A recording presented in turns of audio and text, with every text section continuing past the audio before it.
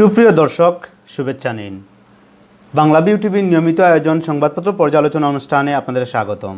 সাথে আছে আমি মারুফ খান মুন্না। দর্শক, আপনারা জানেন প্রতিদিন ঠিক এই সময়টাতে আমরা হাজির হই জাতীয় পর্যায়ে এবং সিলেটের স্থানীয় পর্যায়ের বেশ কিছু অনলাইন নিউজ পোর্টালের সারাদিনের প্রকাশিত বেশ কিছু সংবাদ এবং তার বিশ্লেষণ নিয়ে। এছাড়াও আগামীকালের প্রকাশিতব্য কিছু সংবাদ এবং তার বিশ্লেষণ নিয়েও কিন্তু আমরা অনুষ্ঠানে আলোচনা করে থাকি। দর্শক, কথা না বাড়িয়ে চলে যাচ্ছি আমাদের মূল পর্বে। প্রথমেই আমার কাছে বাংলাদেশের সর্বাধিক পঠিত একটি প্রিন্ট পত্রিকা দৈনিক প্রথম আলো তাদের এই মুহূর্তে প্রধান শিরোনাম করে রেখেছে, অধ্যাপক ফারুকের বিরুদ্ধে আক্রমণাত্মক বক্তব্য অগ্রহণযোগ্য। এটি বলেছেন ৬৬ শিক্ষক এমনটি বিবৃতি দিয়েছেন। অধ্যাপক ফারুক ঢাকা বিশ্ববিদ্যালয়ের ওষুধ প্রযুক্তি বিভাগের অধ্যাপক। তিনি বাজারের যে দুধ, সেই দুধগুলোর নমুনা পরীক্ষা করে সেখানে অ্যান্টিবায়োটিকের উপস্থিতি প্রমাণ পেয়েছেন। প্রথম দফার পর তিনি দ্বিতীয় দফাও এমন একটি গবেষণা করে সেখান থেকে কিন্তু অ্যান্টিবায়োটিকের উপস্থিতির প্রমাণ পেয়েছেন। তার এই পরীক্ষা এবং গবেষণাটির বিপক্ষে বেশ কিছু আক্রমণাত্মক বক্তব্য বিভিন্ন মহল থেকে দিয়ে দেওয়া হচ্ছে এবং তাকে কিন্তু অনেক চাপ প্রয়োগ করা হচ্ছে এইরকম কার্যক্রম থেকে বিরত থাকার জন্য। কিন্তু তার বিরুদ্ধে এইরকম আক্রমণাত্মক এবং বক্তব্যগুলো অগ্রহণযোগ্য এমনটি বলছেন দেশের বিভিন্ন বিশ্ববিদ্যালয়ের ৬৬ জন শিক্ষক। তারা মনে করছেন যে অধ্যাপক ফারুক যে কাজটি করেছেন সেটা তার দায়বদ্ধতা থেকে করেছেন, সেটা জনগণের দায়বদ্ধতা তার কাছে রয়েছে, সেজন্য তিনি এটি করেছেন। আরেকটি নিউজ কিন্তু প্রথম আলো তাদের দ্বিতীয় লিড হিসাবে রেখেছে, শিগগিরই মামলা হচ্ছে ডিআইজি মিজান ও বাসিরের বিরুদ্ধে। ডিআইজি মিজান মামলা থেকে বাঁচতে একটি অডিও প্রকাশ করেন, যেখানে তিনি প্রকাশ করেন যে তিনি মামলা থেকে বাঁচতে তিনি দুদকের একজন পরিচালককে তিনি ঘুষ দিয়েছেন এবং সেই থেকে কিন্তু শেষ পর্যন্ত তিনি বাঁচতে পারেনি, তার বিরুদ্ধে মামলা হয়েছে এবং সেই ঘুষ দেওয়া হয়েছে তিনি যাকে দিয়েছেন তার বিরুদ্ধেও কিন্তু শিগগিরই মামলা হচ্ছে এমনটি জানিয়েছেন কিন্তু আইন শৃঙ্খলা বাহিনী। এবং ডিআইজি মিজান কিন্তু সিলেটে তিনি দীর্ঘদিন কর্মরত ছিলেন এবং সিলেটে থাকা অবস্থায়ও কিন্তু তিনি বেশ কিছু নেতিবাচক কর্মকাণ্ডে জড়িয়ে পড়েন, এমনকি সাংবাদিকের সাথে তার প্রকাশ্য বিরুদ্ধ চলে আসে এবং তার বিরুদ্ধে কিন্তু তিনি কর্মরত থাকা অবস্থায় কিন্তু সিলেটে তার বিরুদ্ধে মানববন্ধন সহ বেশ কিছু আন্দোলন হয়েছিল। আরেকটি নিউজ তাদের প্রথম আলো তাদের আরেকটি নিউজ কিন্তু বেশ গুরুত্ব সহকারে প্রকাশ করেছে, সেটি শ্রীলঙ্কা সফরে কোচ খালেদ মাহমুদ। দর্শক, আপনারা জানেন বিশ্বকাপ ক্রিকেটে কিন্তু বাংলাদেশের 3 জয় এবং বাকি পরাজয়ে কিন্তু আমাদের যে প্রধান কোচ ছিলেন তাকে কিন্তু বিসিবি তার সাথে যে চুক্তি ছিল সেটি বাতিল করেছে এবং এই মুহূর্তে কিন্তু একজন প্রধান কোচ নিয়োগ দেওয়া হবে এমনটি বিজ্ঞাপনও দিয়েছে বিসিবি। আর সেখান থেকে কিন্তু এই মাসেই কিন্তু বাংলাদেশের সাথে শ্রীলঙ্কার একটি 3 দিনের 3টি ওয়ানডে একটি সিরিজ রয়েছে। সেখানে কিন্তু একজন বাংলাদেশের নেতৃত্বে কে থাকবে, এই তো স্বল্প সময়ের ভিতরে কিন্তু একজন প্রধান কোচ হয়তো বিসিবি ম্যানেজ করতে পারছেন না বা এটা সম্ভবও না। আর সে থেকেই হয়তো অন্তর্বর্তীকালীন কোচ হিসাবে খালেদ মাহমুদ সুজনকেই হয়তো বিসিবি বেছে নিতে পারে, এমনটি কিন্তু একটি ইঙ্গিত দিয়েছেন বর্তমান বিসিবির নির্বাচক আকরাম খান। তবে সেটিও কিন্তু এখনও পরিষ্কার করে জানানো হয়নি, 2-1 দিনের ভিতরে সেটি জানানো হতে পারে। আরেকটি নিউজ কিন্তু বেশ মর্মান্তিক একটি নিউজ, প্রথম আলো সহ সব পত্রিকায় এই নিউজটি করে রেখেছে, রেল ক্রসিংয়ে বিয়ের গাড়িতে ট্রেনের ধাক্কা, নিহত নয়। এটা কিন্তু সিরাজগঞ্জের ঘটনা। সিরাজগঞ্জে কিন্তু একটি রেল ক্রসিংয়ে ট্রেনের ধাক্কায় কিন্তু বোরকনে সহ মোট 9 জন নিহত হয়েছিলেন। দর্শক, আমরা চলে যাচ্ছি বাংলাদেশের সর্বাধিক প্রচারিত দৈনিক বাংলাদেশ প্রতিদিনের সংবাদ শিরোনামে। তারা কিন্তু এই মুহূর্তে যে প্রধান নিউজটি করে রেখেছে সেটি, মেয়রের আগুনে পুড়ে ছাই রুই, বোয়াল, পিরানহা। এটা কিন্তু সিলেট সংশ্লিষ্ট নিউজ। সিলেট সিটি কর্পোরেশনের মেয়র আরিফুল হক চৌধুরী কিন্তু আজ রাত 9টায় সিলেট জেলা পরিষদের সামনে থেকে প্রায় 30 কেজি পিরানহা, বিষাক্ত পিরানহা সহ আরও 20-25 কেজি কিন্তু বোয়াল এবং রুই মাছ উদ্ধার করেছেন। এই বোয়াল কিন্তু রুই মাছগুলো পচা ছিল বলে সিলেট সিটি কর্পোরেশন সূত্রে জানা গেছে, এবং এগুলো পিরানহাগুলো বিষাক্ত মানব খেকো বলে, এবং সেগুলো কিন্তু তিনি উদ্ধার করে এগুলো কিন্তু একদম আগুনে পুড়িয়ে ফেলেছেন। এই নিউজটি কিন্তু বর্তমানে বাংলাদেশ প্রতিদিন তাদের প্রধান লিড হিসেবে রেখেছে। আরেকটি নিউজ তাদের বিশ্বকাপ রিলেটেড একটি নিউজ কিন্তু এই মুহূর্তে তারা করে রেখেছে, এমন ঘটনার জন্য আমি আজীবন ক্ষমা চাইব। এটি কিন্তু বলেছেন বেন স্টোকস। গতকালকে কিন্তু টান উত্তেজনাপূর্ণ ম্যাচ, ফাইনাল ম্যাচ দেখেছে, যেটিতে কিন্তু মূল 50 ওভারের খেলা কিন্তু টাই হয়েছিল, এবং শুধু তাই নয়, মূল খেলা কিন্তু টাই হওয়ার পর সুপার ওভারে খেলা গড়ালে সেই সুপার ওভারও কিন্তু টাই হয়ে যায়। কিন্তু সুপার ওভারের বাউন্ডারি বেশি হাঁকিয়েছেন এমন যুক্তিতে কিন্তু ইংল্যান্ড চ্যাম্পিয়নের মুকুট কিন্তু ইংল্যান্ডের হাতে যায়। কিন্তু সেই 50 ওভারের কিন্তু 50তম ওভারে ইংল্যান্ডের যখন 50 রানের দরকার ছিল, তখন কিন্তু বেন স্টোকসের ব্যাট থেকে ব্যাটে ওভারথ্রোটি বেন স্টোকসের বলে লাগে কিন্তু আরও 4টি রান এক্সট্রা পেয়ে যায় ইংল্যান্ড, এবং এটি কিন্তু ম্যাচের মুড ঘুরিয়ে দেয় এবং ইংল্যান্ডকে চ্যাম্পিয়ন হতে কিন্তু সহায়তা করে, এবং সেজন্যই কিন্তু বেশ খুশিতেই এবং অনেকটা খুশির আত্মতৃপ্তির ঢেকুর নিয়ে কিন্তু বেন স্টোকস এই কথা বলেছেন যে তিনি বাকি জীবন, যদি প্রয়োজন হয়, তিনি বাকি জীবন ক্ষমা চাইবেন বেন স্টোকস। আরেকটি নিউজ কিন্তু বাংলাদেশ প্রতিদিন এই বেন স্টোকসের একটি নিউজ নিয়ে করেছেন। এই সময় জেলে থাকার কথা ছিল বেন স্টোকস কিন্তু বেশ খেপাটে ধরনের একজন ক্রিকেটার ছিলেন। আজ থেকে 2-1 বছর আগেও বেশ কয়েকবার তিনি কিন্তু সতীর্থদের সাথে সহ বিভিন্ন উদ্ভট এবং বিভিন্ন ধরনের ঝামেলায় কিন্তু তিনি জড়িয়ে পড়েছেন। মারামারির ঘটনা থেকে শুরু করে বিভিন্ন ধরনের নিয়ম, আইসিসির যে ক্রিকেটের নিয়ম বহির্ভূত কাজে তিনি কিন্তু জড়িত ছিলেন, এমনকি তিনি নিষেধাজ্ঞাও পেয়েছিলেন। কিন্তু কে জানতো যে তিনি আবারও ফিরে আসবেন অনেকটা ক্রিকেট সুলভী আচরণ নিয়ে। অনেকেই মনে করেছিলেন যে তার খেপাটে আচরণের কারণে তিনি কিন্তু তার ক্যারিয়ার কিন্তু ধ্বংস হতে যাচ্ছে। এই নিউজটি কিন্তু এই মুহূর্তে এই কথাটাই কিন্তু এই নিউজে বলা হয়েছে যে এই সময় জেলে থাকার কথা ছিল স্টোকসের, কিন্তু না, তিনি সব বাধা ডিঙ্গিয়ে সব কিছু কিন্তু ভেঙে তিনি বর্তমান 2019 বিশ্বকাপের কিন্তু ইংল্যান্ডের চ্যাম্পিয়ন হওয়ার নায়ক কিন্তু পিছনের কলকাটি কিন্তু তিনিই নেড়েছেন, এবং পুরো কিন্তু সিরিজ জুড়েই তিনি অনেকটা উজ্জ্বল ছিলেন। বেশ কয়েকটি উইকেটের পাশাপাশি তিনি কিন্তু অনেকগুলো রানও করেছেন। এই ছিল আমার কাছে বাংলাদেশ প্রতিদিন থেকে তাদের সংবাদ শিরোনামগুলো। আমি চলে যাচ্ছি আরেকটি সর্বাধিক প্রচারিত এবং সর্বাধিক পঠিত একটি দৈনিকে, সেটি দৈনিক যুগান্তর। এই মুহূর্তে তাদের প্রধান যে শিরোনামটি করে রেখেছে, সেখানে কিন্তু বালিশ মাসুদুল সহ 50 জনের বিরুদ্ধে ব্যবস্থা নেওয়ার সুপারিশ। এটি কিন্তু রূপপুর দুর্নীতির তদন্তর পর কিন্তু সেখানে 50 জনের বিরুদ্ধে ব্যবস্থা নেওয়ার সুপারিশ করা হচ্ছে। তদন্ত কমিটি কিন্তু এই সুপারিশটি করেছে। সেখানে বলা হচ্ছে প্রায় 16 কোটির বেশি টাকারও বেশি কিন্তু সেখানে গরমিল পাওয়া গেছে, এবং সেই গরমিলের জন্য কিন্তু 50 জনের বিরুদ্ধে ব্যবস্থা নিতে কিন্তু তারা কিন্তু প্রায় ব্যবস্থা নিতে তারা আবেদন জানিয়েছেন। দর্শক, আমি 36 কোটি টাকা গরমিল পাওয়া গেছে এই রূপপুর দুর্নীতি নিয়ে। সেখানে এই বিষয়টি নিয়ে কিন্তু সমস্ত দেশে এবং সমস্ত দেশ সহ সারা বিশ্বে কিন্তু আলোচিত হয়েছে, যেখানে দেখা গেছে যে একদম কম মূল্যের জিনিসটি কিন্তু হাজার টাকা, লাখ টাকাতে কিন্তু দেখানো হয়েছে, এবং সেক্ষেত্রে এটা বোঝাই যাচ্ছে যে প্রায় 36 কোটি টাকার গরমিল, একটি প্রজেক্টে 36 কোটি টাকার গরমিল পাওয়া গেছে, এবং তদন্তে সেটি প্রমাণিত হয়েছে, এবং 50 জনের বিরুদ্ধে কিন্তু ব্যবস্থা নেওয়ার জন্য তদন্ত কমিটি সুপারিশ করেছে। দ্বিতীয় যে নিউজটি এই মুহূর্তে যুগান্তর তাদের করে রেখেছে, সেটি হচ্ছে সিরাজগঞ্জের ট্রেনের ধাক্কায় বরকনে সহ মাইক্রোবাসের 9 যাত্রী নিহত। এটি একটু আগেই আমি কিন্তু দর্শক আপনাদেরকে বলেছি যে বরকনে সহ 9 জন নিহত হয়েছেন সিরাজগঞ্জে। আরেকটি নিউজ, যুগান্তর পত্রিকা তাদের বেশ গুরুত্ব সহকারে প্রকাশ করেছে, সেটি হচ্ছে আইসিসির সেরা একাদশে জায়গা হলো না বিরাট কোহলির।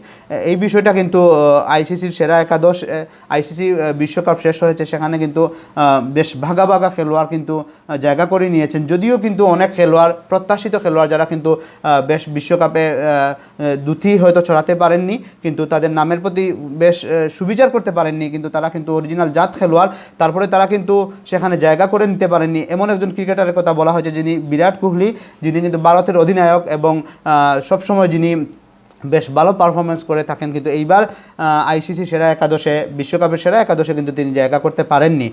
তবে সুখবর কিন্তু আরেকটি, কিন্তু এরপরের সুখবরটা বাংলাদেশবাসীর জন্য পরের নিউজটাই কিন্তু বলছে যে আইসিসি সেরা একাদশে জায়গা হলো সাকিব আল হাসানের। এটা অনেকটা প্রত্যাশিত ছিল, যদিও আইসিসির একাদশ করেছে সেখানে কিন্তু 4টি দেশ, সেমিফাইনালিস্ট 4টি দেশ ছাড়া একমাত্র সাকিব আল হাসান ছাড়া আর কোনো খেলোয়াড় কিন্তু এই সেমিফাইনালিস্ট 4টি দেশের বাইরে থেকে কেউ পাননি।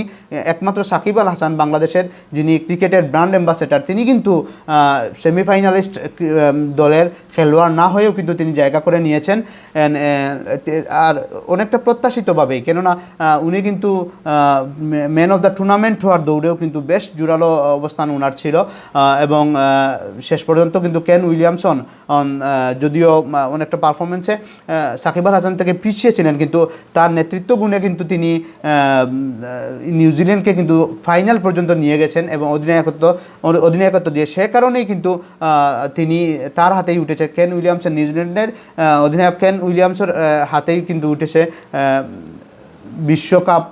বিশ্বকাপ সেরা খেলোয়াড়ের মুকুটটি। কিন্তু সেখানে সাকিব আল হাসান কিন্তু বেশ তার শক্ত প্রতিদ্বন্দ্বী ছিলেন এবং সেখান থেকেই কিন্তু তিনি কিন্তু জায়গা করে নিয়েছেন বিশ্বকাপের সেরা একাদশে। দর্শক, চলে যাচ্ছি সমকাল, দৈনিক সমকাল পত্রিকার তাদের এই মুহূর্তে যে প্রধান শিরোনামটি করে রেখেছে সেটি বিয়ের গাড়িতে ট্রেনের ধাক্কা, বর কনে সহ নিহত নয়।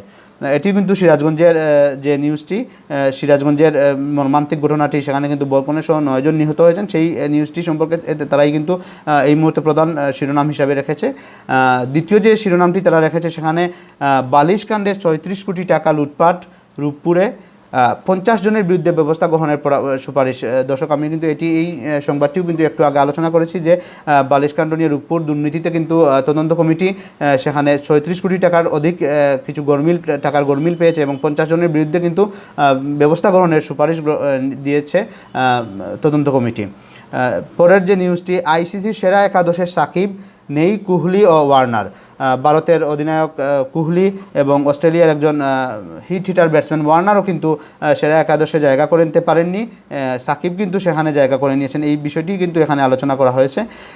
আরেকটা নিউজ কিন্তু বাংলাদেশের ক্রিকেট রিলেটেডই, লঙ্কা সফরে কোচ সুজন, পরামর্শক ওয়াসিম জাফর। এটিও কিন্তু প্রায় অনেকটা নিশ্চিত যে এত কম সময়ের ভিতরে কিন্তু বাংলাদেশ তাদের প্রধান কোচ নিয়োগ দিতে পারছে না, এবং সেইখান থেকেই কিন্তু অন্তর্বর্তীকালীন কোচ হিসাবে খালেদ মাহমুদ সুজনের জায়গাটা অনেকটা নিশ্চিতই বলা যায়, এবং পরামর্শক হিসাবে কিন্তু ওয়াসিম জাফর জায়গা করে নিয়েছেন।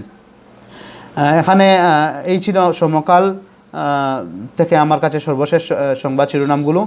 দর্শক, চলে যাচ্ছি দৈনিক কালের কণ্ঠ পত্রিকার সংবাদ শিরোনামে। সেখানে কিন্তু প্রথমেই যে নিউজটি লিড করে রাখা হয়েছে, সেখানেই মুহূর্তে দোতলা বাড়িটি তলিয়ে গেল শঙ্করনদে। এটা কিন্তু চট্টগ্রামের সাতকানিয়া উপজেলার বাজলিয়া ইউনিয়ন শঙ্করনদীর তীরে একটি দোতলা বাড়ির ঘটনা কিন্তু বলা হয়েছে। সেখানে কিন্তু নদীর তীরবর্তী এই বাড়িটি কিন্তু বেশ কয়েকদিন নদীর স্রোতে সেটি কিন্তু পড়ার একটা সম্ভাবনা ছিল, এবং আজ সকাল 11টায় সেটি নদীর তীরে, নদীর মাটি দশে কিন্তু সেই বাড়িটি একদম তলিয়ে যায় নদীতে। সেখানে কিন্তু ওই সময় উপস্থিত কিন্তু জনতাদের আহাজারিতে কিন্তু আকাশ পাতাল বাড়ি হয়ে উঠেছিল।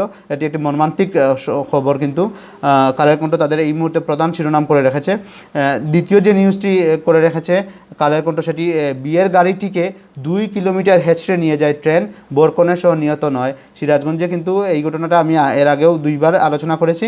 সিরাজগঞ্জে এই গাড়িটিকে কিন্তু একদম ট্রেন কিন্তু 2 কিলোমিটার জায়গা পর্যন্ত ট্রেনে হিঁচড়ে নিয়ে যায় এবং গাড়িটি কিন্তু একদম দুমড়ে মুচড়ে যায়, এবং গাড়িটির ভিতরে থাকা যাত্রী, বরকনে সহ এবং চালক সহ কিন্তু 9 জন নিহত হওয়ার খবর পাওয়া গেছে শেষ পর্যন্ত। আরেকটি নিউজ কিন্তু কালের কণ্ঠ তাদের পত্রিকায় তাদের বেশ গুরুত্ব সহকারে প্রকাশ করেছে, সেটি হচ্ছে রোহিঙ্গাদের বোঝা আর কতদিন বহন করব। এটি কিন্তু বলেছেন আমাদের দেশের প্রধানমন্ত্রী শেখ হাসিনা। রোহিঙ্গা সংকট সমাধানে তিনি এই কথাটি বলেছেন। এই কথাটি কিন্তু ফ্রান্সের বিদায়ী রাষ্ট্রদূত আজকে বিকালে গণভবনে প্রধানমন্ত্রী শেখ হাসিনার সাথে দেখা করতে গেলে এই সময় কিন্তু প্রধানমন্ত্রী শেখ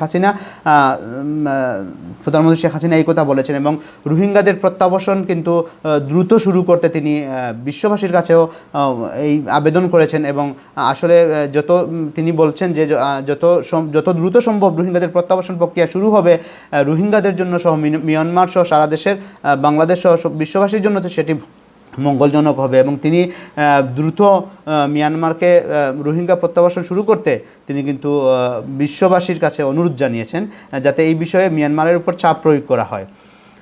এই ছিল আমার কাছে আজকের দৈনিকগুলোর জাতীয় পর্যায়ে দৈনিকগুলোর শিরোনাম। দর্শক, আমরা আপনাদেরকে নিয়ে যাচ্ছি আজকের সিলেটের স্থানীয় পর্যায়ের জনপ্রিয় অনলাইন নিউজ পোর্টাল siletview24.com-এর। siletview24.com এই মুহূর্তে তাদের প্রধান যে শিরোনামটি করে রেখেছে সেটিতে কিন্তু মেয়রের আগুনে ছাই রুই বুয়াল পিরানহা। এটি কিন্তু আমি আগেই বলেছি দর্শক যে সিলেট জেলা পরিষদের সামনে থেকে সিটি মেয়র আরিফুল হক চৌধুরী প্রায় 30 কেজি পিরানহা, বিষাক্ত পিরানহা যেটি মানব খেকো সহ আরও 20 থেকে 25 কেজি পচা রুই বুয়াল উদ্ধার করে সেটি কিন্তু তিনি আগুন দিয়ে একদম ছাই করে ফেলেছেন, এমন একটি নিউজ। দ্বিতীয় যে নিউজটি বেশ গুরুত্ব সহকারে প্রকাশ করেছে siletview24.com, সেটি কিন্তু প্রাণের অল টাইম ভ্যানিলা বনের বেথর সাপ। এই নিউজটা কিন্তু বেশ আলোচনার জন্ম দিয়েছে সিলেট সহ সারা দেশে। প্রাণের অল টাইম ভ্যানিলা বেন, এটা কিন্তু গত শুক্রবারের ঘটনা, 12 জুলাইয়ের ঘটনা, কিন্তু এখন পর্যন্ত এটি নিয়ে বেশ আলোচনা হচ্ছে সিলেটে এবং এটি নিয়ে কিন্তু মামলা পর্যন্ত এবং গোড়াতে যাচ্ছে এইরকম কিন্তু একটি নিউজটিতে বলা হয়েছে। প্রাণের অল টাইম কিন্তু গত শুক্রবার আর একজন ক্রেতা প্রাণের অল টাইম বন যখন কিনে যখন এটি মুখে দিতে চান তখন একটি কামড় দিয়ে যখন তিনি এটাতে জীবন্ত সাপের উপস্থিতি কিন্তু পান এবং তিনি কিন্তু এক কামড় দিয়ে সেটাতে তিনি অজ্ঞান হয়ে যান। এই বিষয়টা নিয়েই আসলে নিউজটি করা হয়েছে। এখানে আরেকটি নিউজ কিন্তু siletview24.com তাদের তৃতীয় লিড হিসাবে যেটি রেখেছে সেটি হচ্ছে কুলাউড়ায় 2 শিশু ধর্ষণ, সালিশে নিষ্পত্তির চেষ্টা, অবশেষে মামলা। এটি সিলেট কুলাউড়াতে 2 শিশু, একটি 5ম শ্রেণীর শিশু এবং 1ম শ্রেণীর শিশু ধর্ষণের শিকার হয়েছে। এটি মর্মান্তিক একটি খবর এবং সেখানে কিন্তু যেটি হয় যে এই শিশু ধর্ষণের মামলা থেকে বাঁচার জন্য কিন্তু অনেক সময় প্রভাবশালী দ্বারস্থ হয়ে সেটি কিন্তু সালিশে নিষ্পত্তির চেষ্টা করে, কিন্তু শেষ পর্যন্ত সেটি সালিশে নিষ্পত্তি না হয় সেটি কিন্তু আইনশৃঙ্খলা বাহিনী পর্যন্ত করায় এবং সেটি কিন্তু অবশেষে মামলাও হয়েছে। আমরা চাই এইরকম শিশু ধর্ষণকারী যারা আছে তাদের যাতে সর্বোচ্চ শাস্তি নিশ্চিত হয়। আরেকটি নিউজ বেশ আরিফুল হক চৌধুরী সিটি মেয়রের একটি কথা নিয়ে কিন্তু এই নিউজটি করা হয়েছে। উনি যে মন্তব্য করেছেন, ওরা দেখেও দেখে না, বুঝেও বুঝে না, সিটি মেয়র আরিফ। উনি কিন্তু এই কথা বলেছেন এই সময়ে কিন্তু সিলেটে টানা বর্ষায় কিন্তু সিলেটে অনেক বিভিন্ন জায়গায় জলাবদ্ধতার সৃষ্টি হয়েছে এবং সেখানে কিন্তু এই জলাবদ্ধতার জন্য দায়ী করা হচ্ছে সিলেট সিটি কর্পোরেশনের মেয়রের বেশ কিছু অপরিকল্পিত কার্যক্রমে। সিলেট নগরী কিন্তু এই বর্ষার দিনেও সিলেট নগরীর বিভিন্ন জায়গায় কিন্তু সিটি কর্পোরেশনের উদ্যোগে খুঁড়াখুড়ি এবং উন্নয়নের জন্য যে খুঁড়াখুড়ি কিন্তু চলছে এবং সেটিতে কিন্তু ড্রেনের পানি এবং বিভিন্ন ময়লা আবর্জনা এবং জলাবদ্ধতার আরও বেশি সৃষ্টি হয়েছে এমনটি দাবি করছেন কিন্তু অনেক পক্ষই এবং তাদের সেই পক্ষকেই কিন্তু ইঙ্গিত করে মেয়র আরিফ বলছেন যে আসলে এরা দেখেও দেখে না, বুঝেও বুঝে না। কেননা তিনি বলছেন যে বর্ষার মৌসুমে হয়তো কাজ করতে হচ্ছে কিন্তু সেটা নগরের উন্নয়নের জন্য। বর্ষার মৌসুমেও কিন্তু উনি জলাবদ্ধতা এবং রাস্তাঘাট সম্প্রসারণের জন্য এই কাজগুলোই করছেন। এগুলো কিন্তু বর্ষার মৌসুম হোক বা যে কোনো মৌসুমে এটা যদি কাজ শেষ করা যায় তখন কিন্তু সিলেটে আর মানুষ দুর্ভোগ পোহাতে হবে না। মানুষের যে এখন যে দুর্ভোগ পোহাচ্ছেন এই দুর্ভোগ থেকে অনেকটা লাঘব হতে পারেন। এই জন্য কিন্তু তিনি বলছেন যে হয়তো সাময়িকভাবে এই বছরটা হয়তো বা এই সময়টাতে হয়তো সাময়িকভাবে নগরবাসীর জন্য একটু অসুবিধা হচ্ছে কিন্তু ভবিষ্যতে এর সুফল নগরবাসী বহন করবে এমনটাই কিন্তু উনি বলেছেন। সর্বশেষ যে নিউজটি দিয়ে আমি শেষ করব দর্শক, সেটি সিলেটে পাহাড় ধসের সংখ্যা অভিযানে প্রশাসন।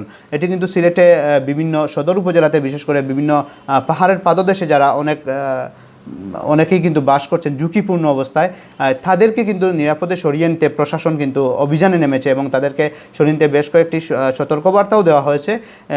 কেননা সেখানে বলা হয়েছে যে সিলেটে পাহাড় ধস, যে কোনো সময় পাহাড় ধসে কিন্তু মৃত্যুর আশঙ্কাও রয়েছে এবং সেখান থেকেই কিন্তু প্রশাসনে নেমেছে, অভিযানে নেমেছে প্রশাসন। দর্শক, এই ছিল আমার কাছে আজকের বিভিন্ন অনলাইন নিউজ পোর্টাল এবং প্রিন্ট ভার্সনের অনলাইন ভার্সনের সংবাদ এবং তার বিশ্লেষণ। আশা করি আপনারা আমাদের সাথেই ছিলেন, আগামীকাল আমাদের সাথে থাকবেন এই আশাবাদ ব্যক্ত করে আজকের মতো এখানেই বিদায় নিচ্ছি। সুস্থ থাকবেন, ভালো থাকবেন, নিরাপদে থাকবেন। ধন্যবাদ।